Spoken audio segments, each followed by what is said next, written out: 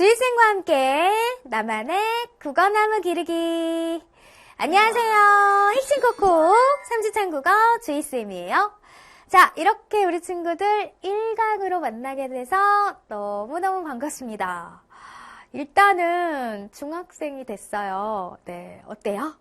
자, 중학생이 돼서 기쁘기도 하지만 좀 공부가 어려울 것 같아서 걱정이 될 것 같아요. 자, 그런데 우리 친구들 걱정하지 마세요. 네, 선생님을 만났잖아요. 선생님과 함께 하나하나 차근차근 정리해 보도록 하겠습니다.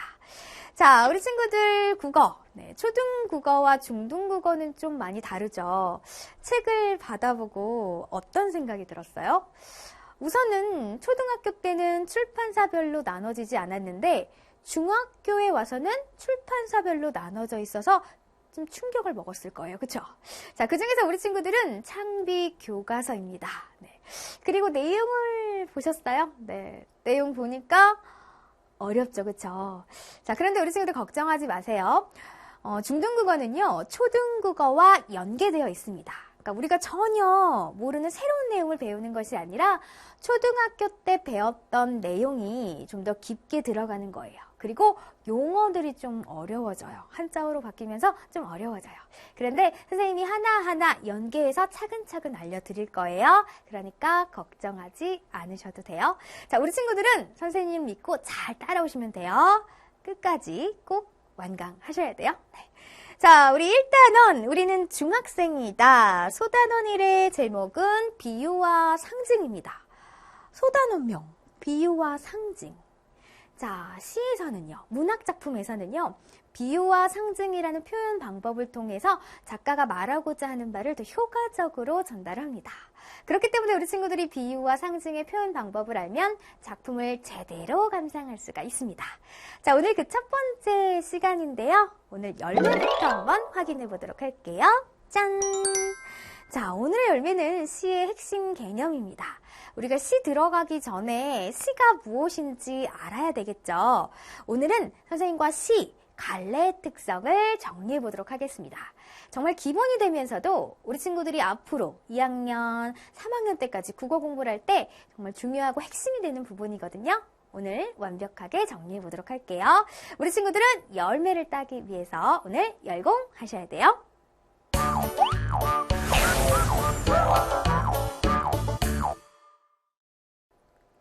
핵심 개념 알지 시간입니다. 새싹 키우기 시간인데요. 자, 새싹 키우기 시간에는요, 오늘 시의 핵심 개념을 정리해 보도록 하겠습니다. 시라는 갈래의 특성이 무엇인지 정리해 볼 거예요. 우리 친구들이 이 시 갈래의 특성을 알면 그걸 적용해서 시를 감상하게 되죠? 그럼 시를 제대로 이해할 수가 있습니다. 정말 기본적인 내용이면서 중요한 내용이에요. 네. 자, 우리 친구들은 반드시 교환을 준비하셔야 됩니다. 아무리 교재에 찾아봐도 안 나와. 선생님이 교환을 만들어 놨거든요. 정말 예쁘게 그리고 핵심이 되는 내용들을 담아놨습니다. 교환을 다운로드 하셔서 필기를 해가면서 강의를 들으셔야 돼요. 아셨죠? 네. 자, 그럼 출발해 볼게요. 먼저 우리 시가 무엇인지 생각해 볼게요.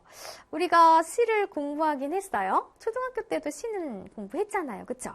근데 시가 뭐냐고 물으면 우리 친구들이 나 아는데? 그거 딱 보면 알아요. 그거 있잖아요. 라고 이야기를 해요. 굉장히 짧죠. 그쵸? 자, 그렇게만 이야기를 하는데 우리 친구들이 이제 중학생이에요. 시가 무엇인지 정확하게 알고 있어야 됩니다. 자, 시란 마음속에 떠오른 생각이나 느낌을 표현했어요. 그런데 우리 시를 뭐라고 해요? 노래라고 합니다. 시는 노래다. 왜냐하면 시에는 리듬이 있기 때문이에요. 시의 리듬을 운율이라고 하죠. 그래서 운율이 있는 언어로, 자, 아무리 국어 공부를 안 한 친구들도 시를 보고는 선생님 이건 시예요 라고 이야기해. 왜냐하면 시는 짧기 때문이죠. 압축해서 표현한 글입니다. 자, 선생님이 이렇게 빈칸 채우기를 하게 해놓은 부분은 핵심이 되는 부분이니까 쓰면서 익히셔야 돼요. 자, 마음속에 떠오른 생각이나 느낌을 썼어요. 이 마음속에 떠오른 생각이나 느낌을 전달하고자 하는 거죠. 이게 바로 시의 주제와 관련이 되어 있습니다. 그리고 마음속에 떠오른 생각이나 느낌을 썼기 때문에 읽는 사람들도 어떤 마음속에 이미지가 떠올라요. 진짜 눈으로 보는 것 같고, 듣는 것 같고, 냄새 맡는 것 같고, 피부로 느끼는 것 같고, 맛보는 것 같아요. 마음속에 떠오르는 이미지, 요거를 심상이라고 합니다. 적어주세요. 자, 선생님이 이렇게 빨간색으로 적어놓은 부분은 뭘까요? 분홍색이네요. 네. 주제, 심상, 그리고 운율. 바로 시의 3요소입니다. 우리 친구들이 시가 무엇인지 알면 시의 3요소까지 정리할 수 있어요. 마음속에 떠오른 생각이나 느낌을 운율이 있는 언어로 압축해서 표현한 글. 그래서 시의 3요소는 주제, 심상, 운율입니다. 네. 자, 시가 무엇인지 정확하게 알아두셔야 돼요. 자, 그러면 우리 시의 종류로 가보도록 하겠습니다. 시의 종류를 이제 형식과 내용상으로 나눠볼 수 있는데 형식에 따라서 한번 나눠볼게요. 먼저 정형시, 형식이 정해져 있는 시다. 그래서 우리 친구들 시조 생각하면 돼요. 시조. 시조 같은 경우는 형식이 정해져 있죠. 3장, 6구, 45자 내외. 형식이 정해져 있는 시조. 시조처럼 일정한 형식과 규칙에 맞추어 쓴 시, 정형시라고 하고요. 형식이 자유로운 시는 그렇지, 말 그대로 자유시. 정해진 형식이나 규칙이 없이 자유롭게 쓴 시. 자, 그 다음에 시행을 나누지 않고 줄글로 표현한 시가 있어요. 이런 시를 산문시라고 합니다. 그래서 형식에 따라서 정형시, 자유시, 산문시 이렇게 나눠진다라는 거 기억해 두셔야 돼요. 앞으로 자주 보게 될 거야. 자, 내용으로 나눴을 때는 서정시, 개인의 생각과 느낌을 표현한 시입니다. 이 정이 감정이란 뜻이에요. 그래서 개인의 감정을 표현한 시는 서정시다. 그 다음에 서사시는 신화, 역사, 영웅들의 이야기를 길게 읊은 시입니다. 서사시. 그리고 극의 형식, 요거는 극시예요. 그런데 중학교 과정에서는 서정시를 배우게 됩니다. 네, 서정시, 개인의 생각과 느낌을 표현했다라는 거. 자, 이렇게 형식과 내용에 따라서 시의 종류를 나눠봤습니다. 자, 그럼 이제 시의 3요소로 가볼까요? 선생님이 시가 무엇인지 정확하게 알고 있어야 된다라고 했어요. 거기에는 시의 특성이 들어가 있거든요. 자, 시의 3요소. 먼저 첫 번째로 시는 노래입니다. 시를 읽을 때 느껴지는 말에 가락이 있어요. 리듬이 느껴져요. 그걸 운율이라고 합니다. 시, 운율이 있는 언어로 표현했다라고 했지? 자, 운율 적어주세요. 이 운율은 음악적인 요소입니다. 자, 시를 읽을 때 마음속에 떠오르는 감각적인 느낌이 있다 그랬어요. 진짜 보는 것 같고, 네, 앞에서 이야기했죠. 그쵸? 감각적인 느낌이나 모습, 요거를 심상이라고 해요. 마음심의 생각상 해서 마음속에 어떤 이미지가 그려져. 그게 심상이에요. 그래서 회화적 요소고요. 시인이 시를 통해 말하고자 하는 중심 생각은 주제가 되겠죠? 의미적 요소입니다. 그래서 시의 3요소, 운율, 심상, 주제. 어때요? 정리가 되시죠? 자, 그러면 우리가 좀 더 자세하게 알아보도록 하겠습니다. 시에서 운율 진짜 중요하거든? 자, 운율의 종류를 크게 외형률과 내재율로 나눠볼 수가 있어요. 그런데 이 외는 바깥 외예요. 그 말은 일정한 규칙에 의해서 운율이 겉으로 드러난다라는 것이죠.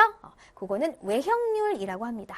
그래서 우리가 앞에서 배운 정형시 같은 경우, 형식이 정해져 있는 시조 같은 경우는 운율이 겉으로 드러나 있어요. 그래서 외형률이고요.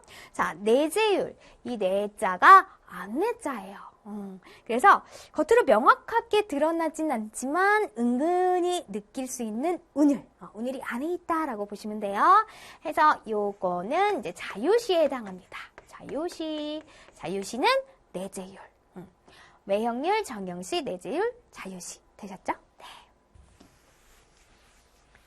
자, 그럼 운율을 형성하는 방법. 이거 진짜 너무너무 중요하다. 선생님이 사과를 달게요. 열매 체크를 잘 해두세요.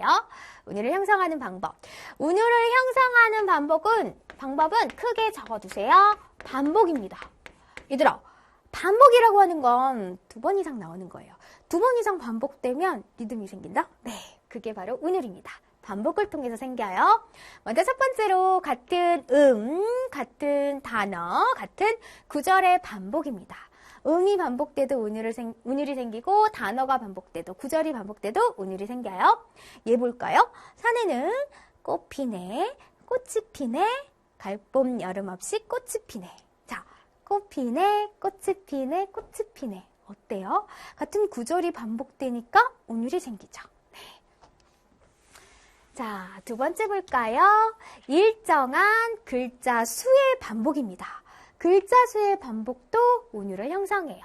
글자 수 해서 요거를 음수율이라고 해. 음수율. 네, 이 수가 글자 수를 뜻하는 거예요. 예를 한번 볼까요?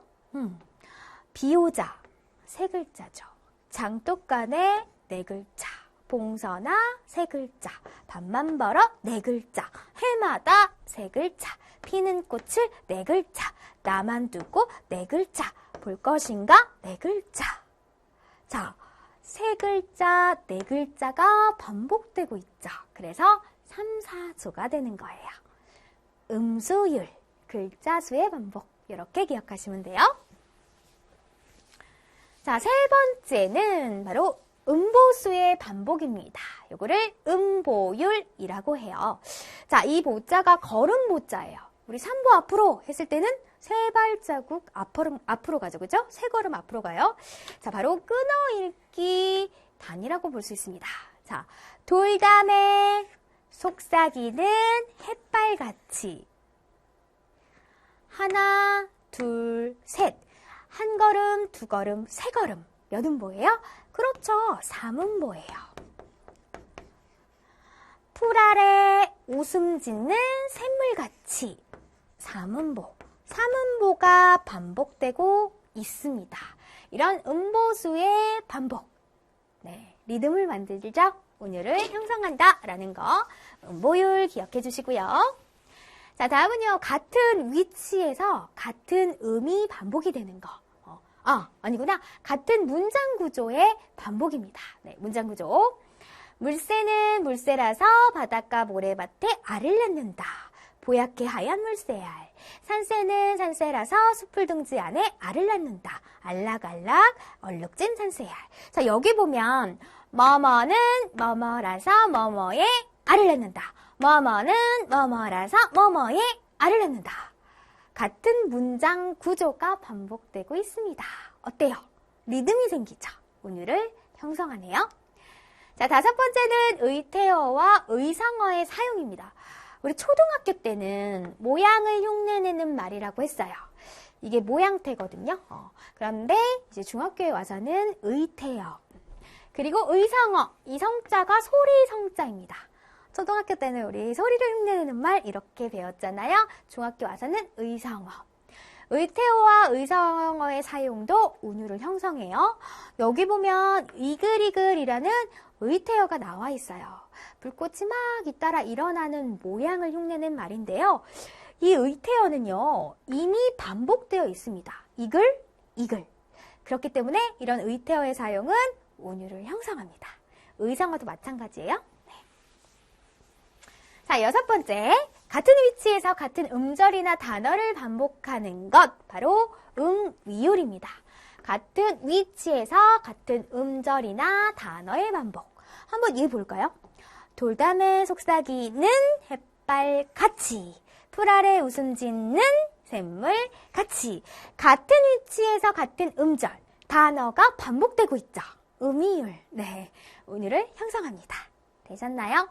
자, 운율을 형성하는 방법은 진짜 중요하고 시험에 잘 나오는 부분이기 때문에 잘 알아두셔야 돼요. 네. 자, 그럼 우리가 시 하나를 볼게요. 선생님이 시의 3요소는 주제, 운율, 그리고 심상이라고 했죠. 우리 친구들이 시를 감상할 때는요, 이렇게 시의 3요소를 바탕으로 해서 감상을 하면 제대로 감상할 수가 있습니다. 한번 볼까요? 엄마야 누나야 강변 살자. 뜰에는 반짝이는 금모래빛. 뒷문 밖에는 갈릭티 노래. 엄마야 누나야 강변 살자. 자, 주제가 무엇일까요? 시인이 이 시를 통해서 말하고 싶은 거. 바로 강변에 살고 싶은 마음이에요. 그게 바로 주제죠. 자, 그럼 우리 이번에는 운율을 살펴볼까요? 끊어읽기를 보면 사문보라는 것을 알 수가 있습니다. 그리고 여기에는요, 진짜 눈으로 보는 것 같은 느낌이 드는 부분이 있어요. 뜰에는 반짝이는 금모래빛. 네, 마음속에 어떤 이미지가 떠오르죠. 심상이고요. 이걸 시각적 심상이라 그래요. 진짜 보는 것 같죠? 자, 뒷눈 밖에는 갈래피 노래소리가 들리는 것 같아요. 이거는 청각적 심상입니다. 네, 그래서 우리 친구들이 이렇게 시의 특성을 생각하면서 시를 감상하시면 돼요. 되셨나요? 네, 잘하셨어요. 자, 그럼 우리 심상에 대해서 알아보도록 할게요. 한자로 마음심의 생각상, 모양상입니다. 시를 읽을 때 떠오르는 모양, 빛깔, 소리, 냄새, 맛, 감촉 등의 느낌, 요거를 심상이라고 해요. 이미지라고도 합니다. 자, 오감, 우리의 오감 뭐 있어요? 시각, 청각, 촉각, 미각, 후각, 이런 감각기관을 자극해서 시를 더 생생하게 감상할 수 있게 합니다. 자, 그럼 심상 자세하게 들어가 볼까요? 먼저 시각적 심상이에요. 시각은 눈으로 보는 거죠. 눈을 통해 보는 것처럼 느껴지는 심상입니다. 뜰에는 반짝이는 금모래빛. 네, 눈으로 보는 것 같잖아요. 시각적 심상이고요. 두 번째는 청각적 심상이에요. 청각. 귀를 통해서 듣는 것 같이 느껴지는 심상입니다. 쏴쏴하는 바람소리. 바람소리가 들리는 것 같죠. 청각적 심상이고요. 자, 세 번째는 미각적 심상이에요. 미각은 우리가 혀를 통해서 맛보는 거잖아요. 입이나 혀로 맛을 보는 것 같이 느껴지는 심상. 메마른 입술이 쓰디쓰다. 어때요? 막 쓴맛이 느껴지죠. 미각적 심상입니다. 자, 네 번째는 후각적 심상이에요. 후각하면 코죠, 코. 코를 통해 냄새나 향기가 느껴지는 것 같은 심상. 바다 내음 비릿한 꽁치 두어 마리. 바다의 비린내가 네, 이렇게 느껴지는 것 같죠, 그쵸? 네. 다섯 번째는 촉각적인 심상. 촉각은 이제 피부를 통해 느끼는 거죠. 피부를 통해 느끼는 듯한 심상. 젊은 아버지의 서늘한 옷자락에. 네. 자, 피부를 통해 느껴지죠, 그쵸? 느껴지는 것 같죠? 자, 그 다음에 중요한 게 나와요. 바로 공감각적 심상입니다. 요거는 선생님이 예부터 볼게요. 푸른 휘파람 소리. 자, 이건 무슨 심상일까요? 푸른이라고 했으니까 시각적 심상일까요? 휘파람 소리라고 했으니까 청각적 심상? 자, 휘파람 소리. 네, 청각이죠. 그런데 이 휘파람 소리를 푸르다라고 표현했습니다. 시각이죠. 청각을 시각화해서 표현했어요. 청각의 시각화. 한 감각을 다른 감각으로 옮겨서 둘 이상의 감각이 어우러진 심상. 그게 바로 공감각적 심상입니다. 되셨나요? 청각의 시각화 해서 요거는 공감각적 심상이에요. 진짜 중요하니까 우리 친구들 잘 알아두세요. 선생님 열매 달았어. 자, 선생님 열매 다는 부분은 중요한 부분이니까 잘 체크해 놔야 돼요. 네, 잘하셨어요. 자, 다음은요, 우리 시의 표현 방법에 대해서 정리해 보도록 하겠습니다. 우리가 사실 이번 단원에서는 이제 시의 표현 방법을 공부하게 되는데요. 비유하고 상징을 잘 알아두셔야 돼요. 시인은 시의 다양한 표현 방법을 통해서, 특히 비유와 상징을 통해서 자신이 말하고자 하는 주제를 효과적으로 전달을 합니다. 네. 자, 그럼 우선 시어와 일상어의 차이점을 알아볼까요? 선생님, 시어가 따로 있나요? 아니에요. 자, 시어. 일상어를 좀 세련되게 다듬은 거예요. 자, 시어에는요, 정서가 표현이 되어 있습니다. 감정이 들어가 있고요. 함축적 의미, 요거 우리 초등학교 때 공부했어요. 함축적 의미가 뭐냐면 그 단어 안에 많은 뜻을 포함한다라는 거예요. 그리고 운율이 느껴지는 게 특징입니다. 시어의 특징이에요. 그럼 일상어는 어떤 특성이 있어요? 정보와 사실을 전달하고요. 우리가 사전에서 찾으면 나오죠? 사전적인 의미입니다. 함축적 의미가 아니라 일상어는 사전적 의미, 지시적 의미, 그리고 자세하고 설명적이에요. 네. 자, 그럼 비유 들어갈게요. 이거 너무너무 중요하다, 그치? 비유와 상징은 진짜 우리 친구도 국어 공부할 때 완전 중요해요. 네, 잘 체크해주세요. 표현하고자 하는 대상을 구체적이고 생생하게 표현하기 위해 다른 대상에 빗대어 표현하는 것이 바로 비유입니다. 내가 표현하고자 하는 대상, 원래 표현하고자 했던 대상, 이걸 원관념이라고 해요. 그걸 잘 표현하기 위해서 다른 대상을 끌어오는 거죠. 이 다른 대상은 보조관념이에요. 그래서 이 두 개가 서로 비슷하다라고 표현하는 거. 그게 빗대어 표현하는 거예요. 예를 들어서 선생님을 표현할 건데, 자, 선생님 뭐하고 비슷해요? 착하잖아. 그치? 천사? 아니야? 네. 자, 선생님. 표현하고자 하는 대상이죠. 근데 이 선생님을 잘 표현하기 위해서, 선생님은 착하다. 이렇게 표현한 게 아니라, 다른 대상을 끌어왔어요. 천사.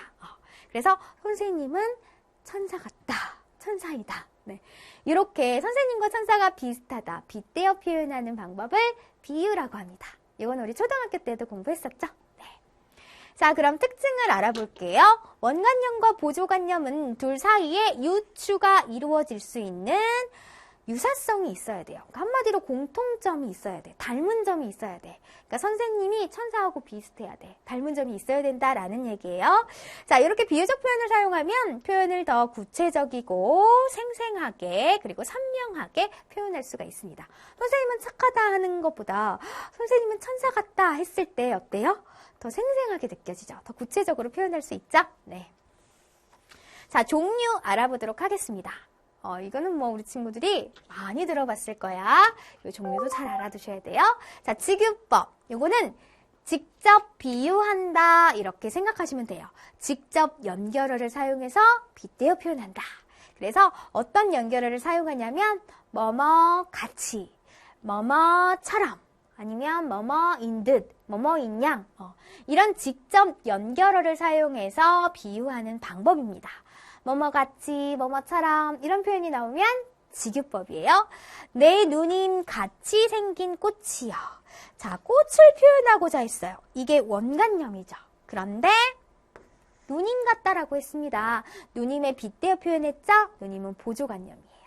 되셨나요? 네, 직유법. 자, 두 번째는 은유법. 직유법은 직접 비유하는 건데 은유법은 은근히 비유한다 이렇게 생각하시면 돼요. 그래서 A는 B의 형식입니다. A는 B 요거 기억해놔야 돼. 내 마음은 호수요. 자, 원래 표현하고자 하는 건 마음이죠. 네, 원관념이 되겠고요. 그걸 호수에 빗대어서 표현을 했습니다. 그쵸? 보조관념. A는 B 해서 은유법. 속성을 은근히 비유하는 거예요. 자, 내 마음과 호수의 공통점은 뭐 깨끗하다, 넓다 이런 게 되겠죠? 네. 자, 다음은 의인법입니다. 의인법. 사람이 아닌 대상을 사람처럼 빗대어 표현하는 방법. 이 인자가 사람 인자. 네, 사람 인자예요. 자, 샘물이 혼자서 웃으며 간다. 자, 샘물. 사람 아니잖아요. 그쵸? 근데 웃으며 간다. 사람처럼 빗대어서 표현했어요. 의인법이 쓰였네요. 네. 이건 쉽죠. 그쵸? 자, 다음은 우리 친구들이 하나 더 알아두셔야 돼요. 사실 은유법, 직유법, 그 다음에 의인법까지는 초등학교 때 공부했죠? 그런데 우리 친구들 하나 더 화류법입니다. 요거는 무생물, 생물이 아닌 것을 생물인 것처럼 빗대어 표현하는 방법이에요. 예를 볼까요? 어둠은 새를 낳고, 자, 어둠은요, 무생물이에요. 그런데 새를 낳고라고 했습니다. 생물인 것처럼 표현했죠. 그쵸? 이런 것들이 화류법이 되겠습니다. 되셨나요? 네, 잘하셨어요. 자, 그 다음에 우리는 표현 방법 중에 비유와 상징에 대해서 알아보도록 하겠습니다. 상징도 너무너무 중요하지? 비유와 상징. 자, 표현하려는 추상적인 대상을 구체적인 대상으로 나타내어 표현하는 방식입니다.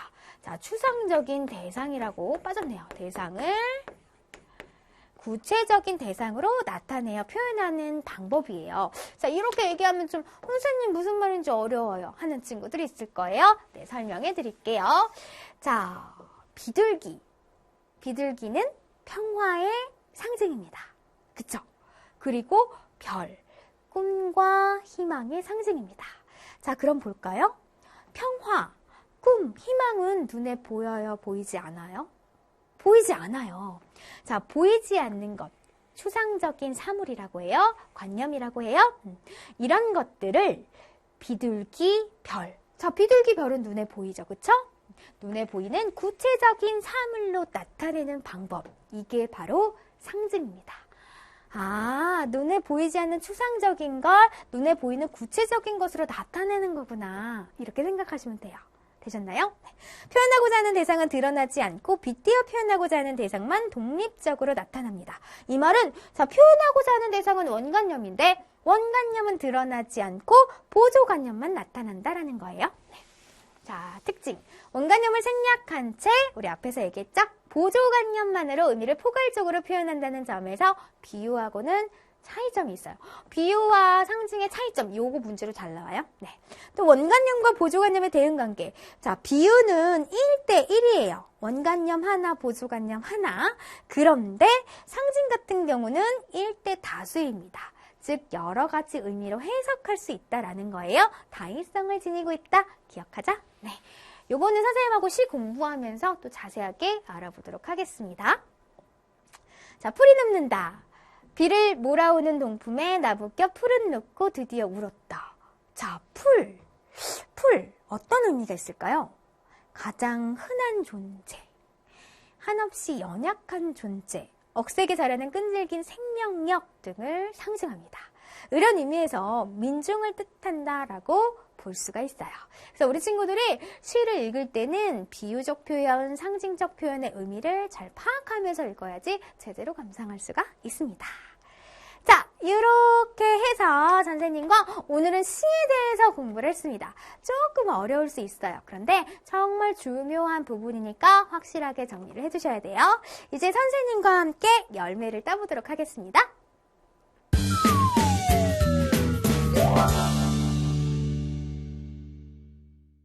열매 따기 시간입니다. 우리 복습하면서 오늘 열매를 획득해 보도록 할게요. 준비되셨나요? 네. 자, 이쪽으로 와주세요. 자, 오늘은 우리가 시의 갈래의 특성에 대해서 공부했습니다. 선생님이 이거 진짜 중요하다라고 여러 번 강조를 했었죠. 그쵸? 자, 그럼 우리 정리해 볼게요. 시란 무엇일까요? 자, 대답해 볼까요? 마음속에 떠오르는 생각이나 느낌을 자, 핵심 기억해보자. 시는 노래라고 했죠. 왜? 리듬이 있어요. 운율이 있는 언어로 자, 시는 짧게 표현을 했죠. 압축하여 쓴 글이다. 이렇게 기억하시면 돼요. 네, 생각, 느낌, 운율, 압축. 되셨나요? 네, 이거 맞았다면 오늘의 열매 한 개 획득 축하해. 네. 자, 시의 3요소. 자, 마음속에 떠오르는 생각이나 느낌을 썼어요. 전달하고자 하는 주제라고 할 수 있겠죠? 그리고 시를 읽을 때는요, 마음속에 어떤 이미지가 떠올라요. 그걸 심상이라고 합니다. 그리고 운율이 있는 언어로 썼죠? 그래서 운율. 자, 시의 3요소는 주제, 운율, 심상이 되겠습니다. 이거 꼭 기억하셔야 돼요. 운율 맞았다면 오늘 핵심 열매 2개 획득. 완전 축하해.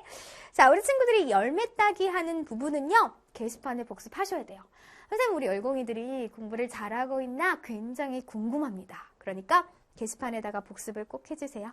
2개 획득했어요. 그리고 내용 정리도 해주세요. 네. 자, 이렇게 해서 열매 따기까지 해봤습니다. 아, 우리 친구들 너무 잘했어요. 자, 오늘은요, 미션이 있습니다. 우리 오늘 처음 만났잖아요. 네, 처음 만나면 자기소개 해야 되잖아요. 선생님은 OT 강좌를 통해서 자기소개를 했습니다. 선생님 강좌를 누가 듣는지 선생님 궁금하거든요. 그리고 우리가 또 자기소개를 해야지 앞으로 친하게 지낼 수가 있습니다. 우리 열공이들, 네, 1강. 자기소개하기가 미션이거든요. 게시판에 꼭 해주세요. 선생님 게시판 가서 기다릴게요. 자, 우리 친구들 다음 시간에는 시를 공부하게 되는데 미리 한번 읽어오세요. 자, 오늘도 수고했고요. 다음 시간에 만날게요. 안녕.